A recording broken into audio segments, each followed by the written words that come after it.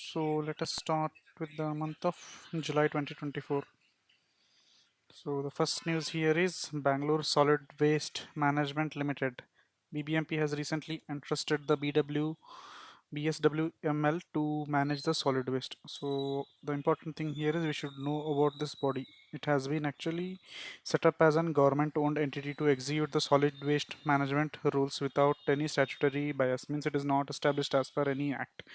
It was actually established in the year 2021, and the governing council of this will be headed by the chief minister and it will also have an executive committee. Then we have Greater Bengaluru Authority. Karnataka government has decided on Greater Bangalore Authority to manage Bangalore and Bangalore to have a new body with the planning and financial powers. So this is a body that will be headed by the chief minister only, and it will include the members like all the MLAs of the cities, selected councillors, mayor, and a domain expert. And what are the bodies that will come under this Greater Bangalore Authority? So this will subsume all the current bodies that mainly function in the Bangalore region. For example, BWSSB, BESCOM, Nama Metro, and traffic management. So they actually want to have an body that can control over all of them simultaneously, so that like each other's jurisdiction do not overlap or do not interfere with each other, and it will be headed by CM. And what is the area it is concentrating? It is also concentrating to expand beyond Bangalore up to 250 square kilometer or to the periphery of Bangalore region. Then beyond Bangalore to boost sunrise sectors. So first we have to know what are sunrise sectors. Sunrise sector basically are those sectors that are currently in the new condition. New condition basically means they are just new and they're just about to sprout. Take example like semiconductors, solars, mobile phone manufacturing, etc. So this beyond Bangalore basically means push the sunrise sector beyond Bangalore, because there is large amount of companies concentrated in the Bangalore region only. So they, through this beyond Bangalore, they want to push the sunrise sector outside the Bangalore area. So what is the news now? Confederation of Indian Industries of Karnataka has embraced this beyond Bangalore boost sunrise sector for the year 2025. It mainly aims to develop the tier 2 and tier 3 cities like Mysore, Belgaum, Hubli, and Mangalore. Then we have now Manujaru program. So what is this now Manujaru program? Recently we have seen there was lot of intolerance activities, especially in the schools and colleges. So like to foster social harmony, tolerance among the students, especially in the school and college level. So this is the initiative of government of Karnataka called Now Manujaru. It basically improves the tolerance level, especially in the students. Basically there is going to have interfaith dialogue, especially if it is mandatory actually for 2 hours per week. They should have discussion on the topics of the society so that the tolerance will improve. Actually this is influenced from the western model, where like to foster the social harmony they take students to different faiths, religious institutes. For example, the entire class 1 week will visit a church, next week they will visit a Hindu temple, next week they can visit synagogue, something like that. So this is an attempt by Karnataka government to replicate that model to enhance the social harmony. Then we have government and engineering colleges in Karnataka. So a committee was formed under MC Sudhakar to check how the engineering colleges are running, basically to improve the placement and all. That's it. No, they're not that great importance. Then we have green hydrogen electrolyzer gigafactory. So US based firm has opened green hydrogen electrolyzer gigafactory near Doddaballapur. So what is this electrolyzer basically? Electrolyzer is basically the rod that mainly diffuses or mainly splits the water molecule into H2 and O2. So in the experiment we have seen like there will be one rod that will be surrounded by some electrolyte and all. So this rod is the electrolyzer. So and now we have running green hydrogen mission. So to improve this catalyst, we are adding this green hydrogen electrolyzer gigafactory near Doddaballapur. Then we have Buddhist excavation have been found in Rajghatta. So ancient Buddhist settlements remains were unearthed from the Rajghatta, which are nearly around 50 kilometers from Bangalore, near that is the Doddaballapur region, and these are mainly related to Mahayana sect of Buddhism.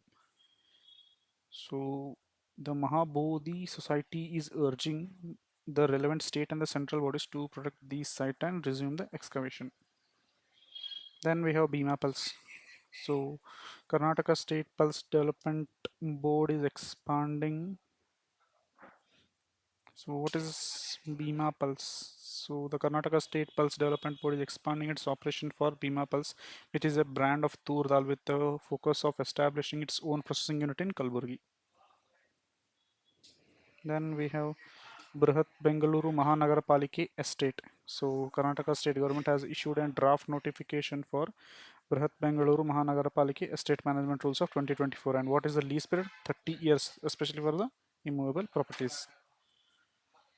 Then Elevate program. So what is this Elevate program? This is basically for the startups in Bangalore and Karnataka.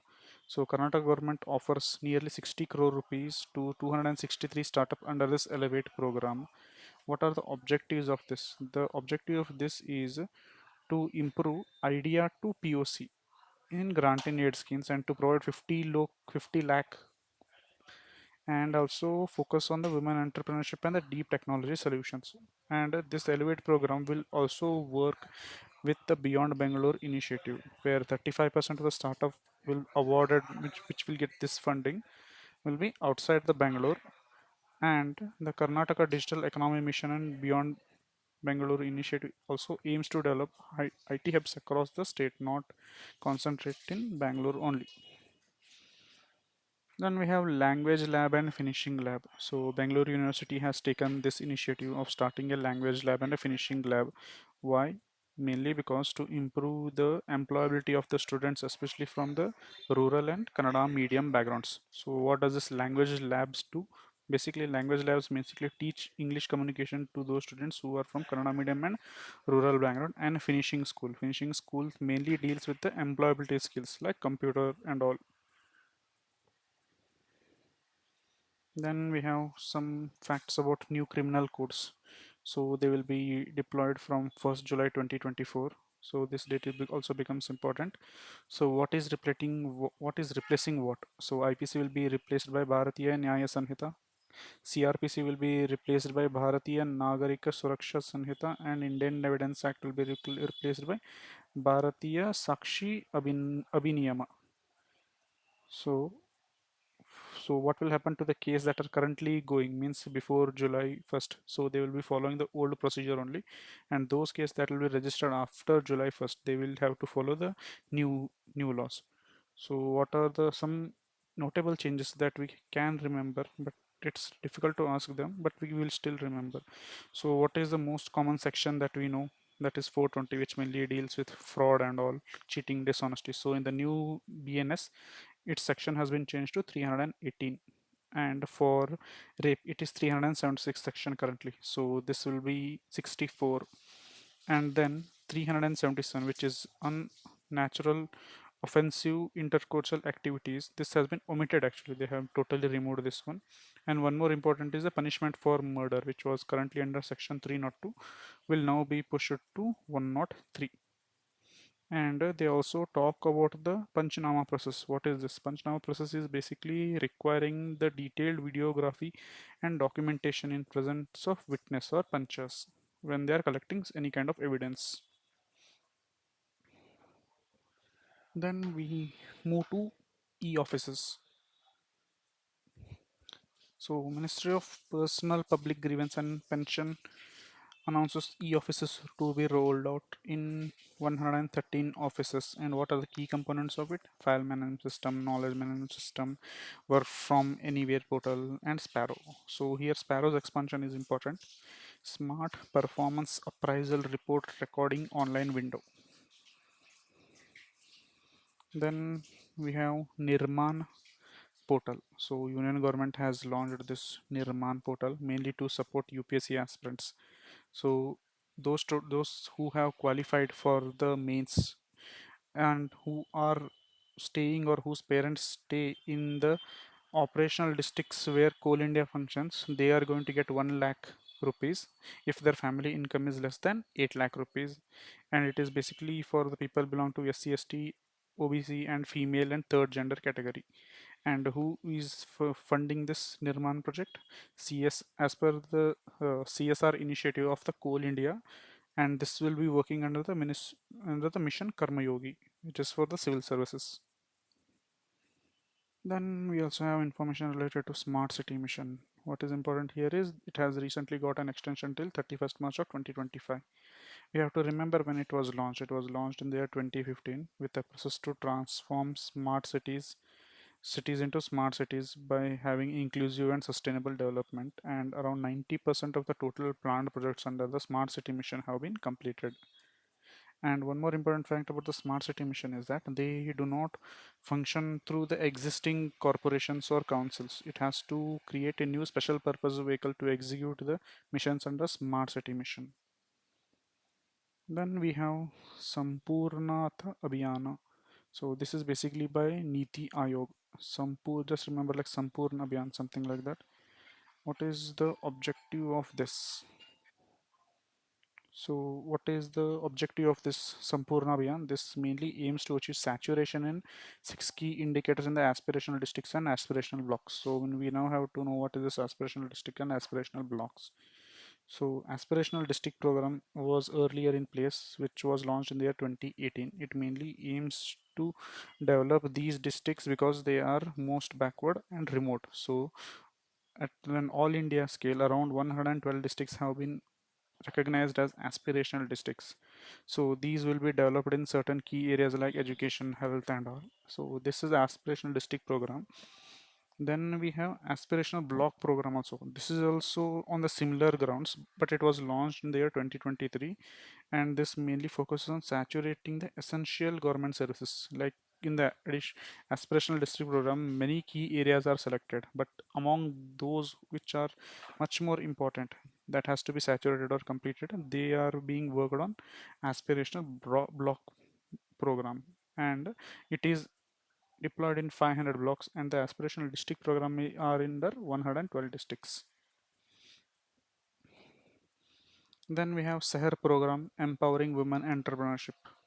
So this basically Seher program is basically by two bodies. One is the which is Trans Union Civil Partner, and another one I think it is. So one body is the Trans Union Civil Partner, and another is the Women Entrepreneurship Platform, that is WEP. So they together have created this initiative called as Seher program. From the name only, it is clear that has to be something doing with that is something to do with the women and stuff. So what does it do? It mainly aims to increase the financial awareness among the women entrepreneurs in India and aid them in accessing and managing the credit. So we have to also know about these two bodies which are functioning under this one, that is Women Entrepreneurship Program, that is WEP. This was launched by Niti Aayog in 2018, and it has been transitioned to in public-private partnership in 2022. Its main aim is to support the entrepreneurship among women. And this TransUnion Sibyl, it mainly provides actionable information and insights to foster the trust in the economy. And who are its customers? Generally, banks, financial institutions, NBFCs, individuals, etc. These are its financial partners. Then we have Digital Bharat Nidhi. So, what is this Digital Bharat Nidhi? So, this is actually a fund. Means they were just renaming an old fund to new fund. The earlier fund name was Universal Service Obligation Fund, and now this will be named as Digital Bharat Nidhi. So, what is its aim? The aim still remains same, basically to increase the teledensity in the rural and unserved areas. So, how does this Universal Service Fund obligation work? Was like whenever a company, say for example Airtel or Jio, are putting new towers, so the government will levy certain kind of universal levy excess. Means it's a kind of tax which the government puts on them, and the money that these company give, this money will be collected and used to develop the teledensity or the towers in those areas where companies do not find it viable to invest. So government takes small amount money from each project and then invest it in the rural areas. So that was Universal Service Obligation Fund, and it was formed under the Act of Telecommunication Act of 2023, but now this will be replaced by Digital Bharat Nidhi. It is just basically name change, nothing more. Then we have NABARD Integrated Tribal Development Program. So what does it focus on? It is a first kind of initiative in Kollam district of Kerala, where it mainly focuses on the sustainable livelihoods and agriculture enhancement through crops like pepper, arecanut, coconut, ginger, turmeric, etc. Basically, what it is it basically aims to increase the income of these tribal by mixing agriculture with another one activity. Like for example, if they are going pepper and arecanut, it will integrate some kind of fish farming or any kind of fodder production with this. So basically, integrating two or more activities so that to improve the financial health of the people. And who is doing this? Nabad, where it is first done in Kollam of Kerala, and the village name is not that important. If you want to remember, it is Kullathupuza. Then we have right to repair portal. The central government of India has urged the automobile companies to join the unified right to repair portal. So what is this? So it aims to provide customers with the repair information so that it aims to reduce the e-waste and focus on the circular economy. In phones, like you might have observed recently, like when is the last time you have repaired your phone? So like when was the last time you have repaired your phone? It will be very rare. Earlier we used to replace batteries, ports and all, but now it has been difficult. It is difficult to repair because they have made the repair process so expensive that it is simply easy to buy a new device only. So this is on the similar lines, deploying the right to repair, especially in the field of automobile, because they are also moving in the same direction now. Then we have revamped skill loan scheme. So the government has launched this revamping skill loan. Basically, they are increasing the financial limit. So earlier, around 1.5 lakh rupees was given for learning those skills that are part of National Skill Qualification Framework. But now they have increased the financial limit to 7.5 lakh, and more skills that were not part of the this framework, that's a national skill work qualification framework, they will be also added. Means the courses of which the people choose to buy will be, if it is not a part of government scheme also, they will be getting the money of around 7.5 lakh rupees. So this mainly improves the skilling ability in not only the traditional but also non-traditional sectors, and the lending will be by NBFCs, microfinance institutions, small finance banks, etc. Then we move to next social issues. We have Project Pari. Pari basically stands for Public Art of India.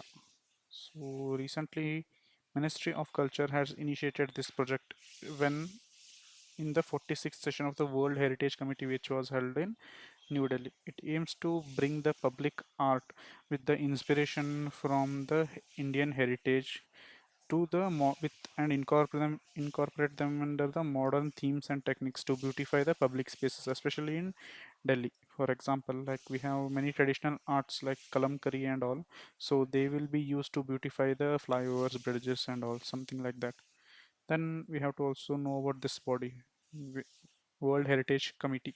So this mainly decides what are the new UNESCO heritage sites that is going to be selected, and India will be hosting the meeting for the first time in 2024. So this becomes important, and India has around 42 UNESCO World Heritage sites, and the Hoysala sacred ensembles of the Hoysala were the latest addition. So if we have to see in detail, like 34 cultural sites are there, 7 natural sites are there, and one mixed site is there. And the one mixed one is the Kanchenjunga.